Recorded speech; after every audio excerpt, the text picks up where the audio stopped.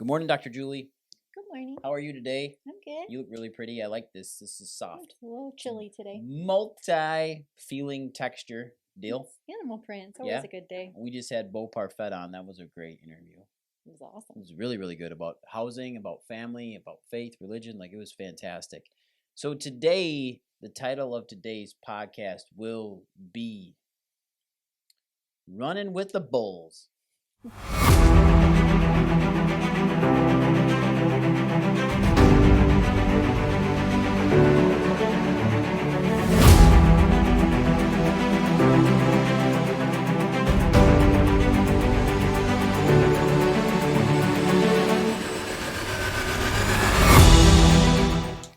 Hey everybody, welcome back to the Prime Podcast. This is your host, Dr. Skip Wyss, the Bowtie Chiropractor Today, just the Bowtie Chiropractor in the camouflage sweater as usual. You got the multi-print going on. You are looking fantastic, Dr. Julie.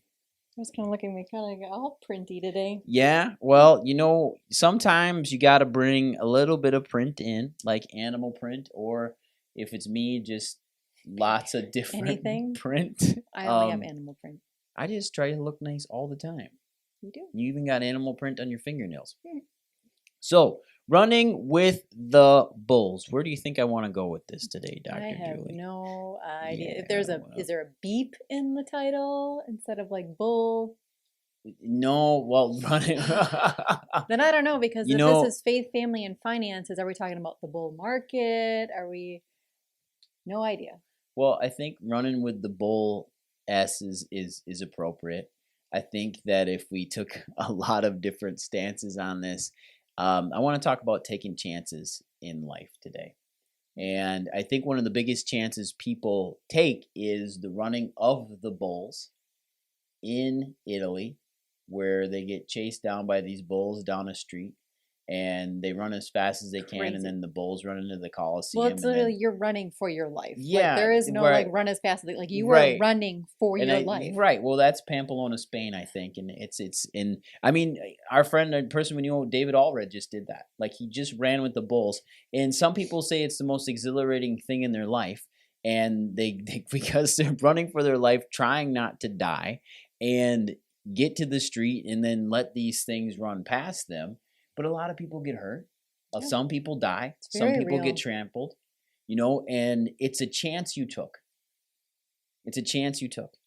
And a lot of the times, people will take chances in life thinking that it could be catastrophic. In fact, they get so paralyzed by taking chance that they feel like they're going to die from it.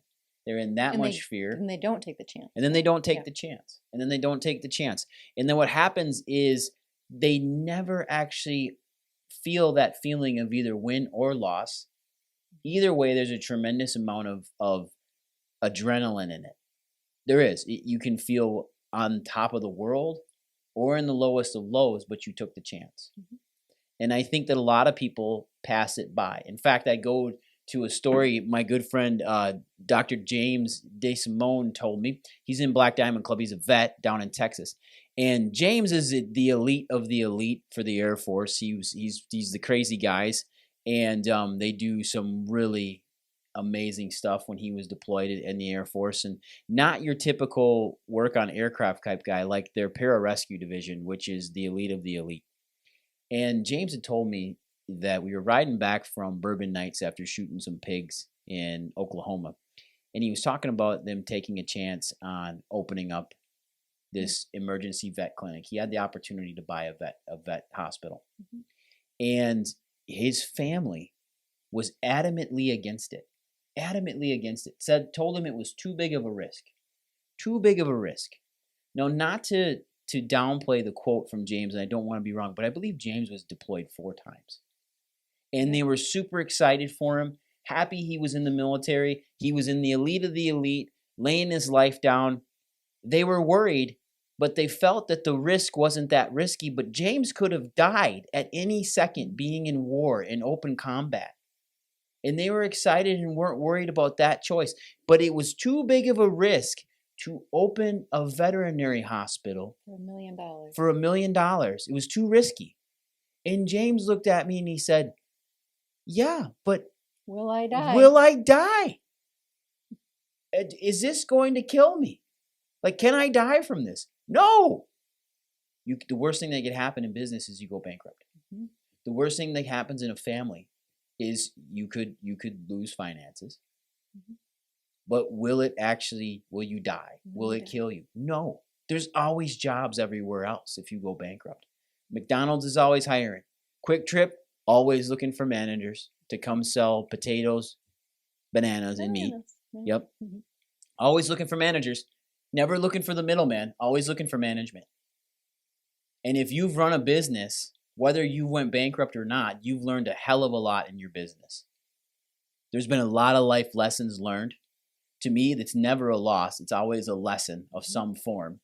Because if it's a loss, then like you just chalk it up. You should have learned from that lesson. You should have learned. What did you learn from that? Mm-hmm. And we've had a lot of lessons in our family. We've had a lot of lessons in life. We've had some lessons that have been extremely expensive. More than I think what people would really want to fathom here, or maybe make them vomit a little bit in their mouth. I mean, to be quite honest. But we took those lessons. But the important thing is we've learned from the lesson. We didn't die.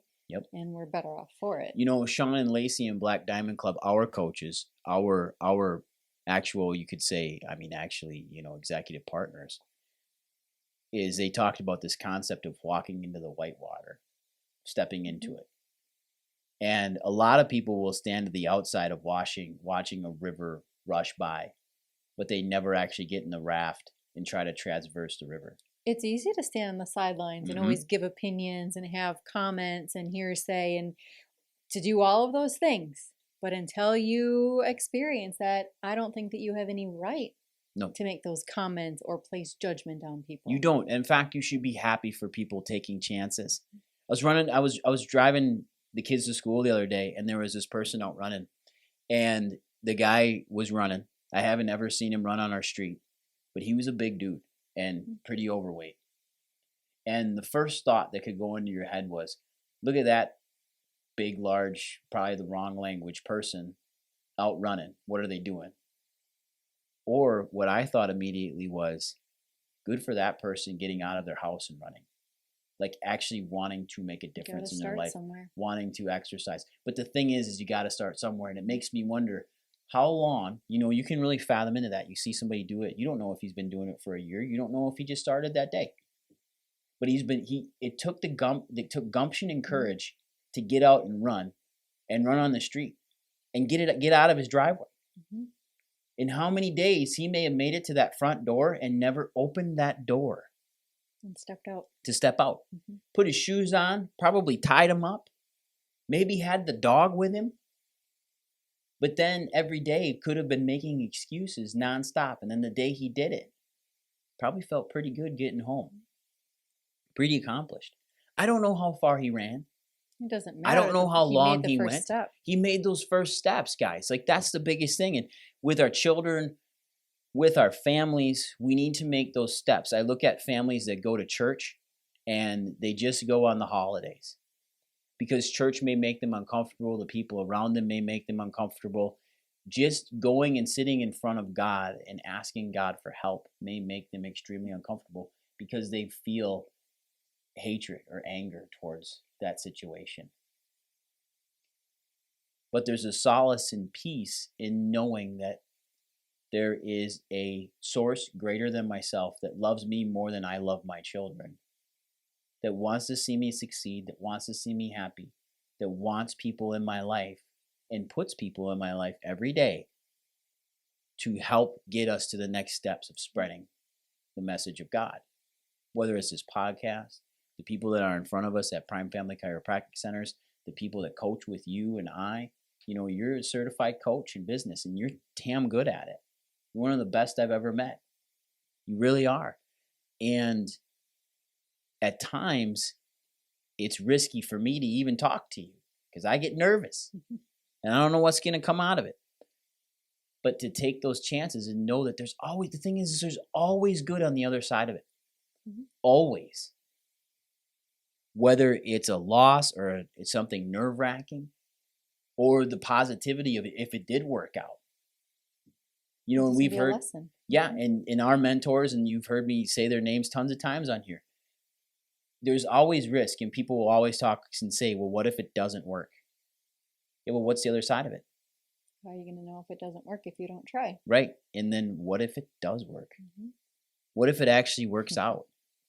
Because you've already put the belief system out there that it's going to be tough and I'm not going to make it, right? So we can go back a podcast with Stephen Lovegrove of what are our beliefs, right? Like we can change our beliefs in an instant. Expect it. So if we, are thinking one thing, well, that's what's always showing up in our life. But imagine if we would all of a sudden just change the way we thought and like, this is what I believe. Well, magically, that's what all of a sudden happens. And it's one of those things where if we just, it's one thing to expect it, because that's one of the hardest things. I'm telling you right now, one of the hardest things is not to let self-doubt creep into your life and make you second guess what you're doing, or sit there and say, yeah, I don't know. I just don't know if this is going to happen. I don't know if this patient or person is going to follow through with a care plan. Do they really want to get better do they want to get better more than I want them to get better? And that's tough at times. It's really hard at times too to work with parents, and you want something for them. They may want something else for their kid. And to understand that ultimately at the end of the day, they make the decision for that child. You don't. Absolutely.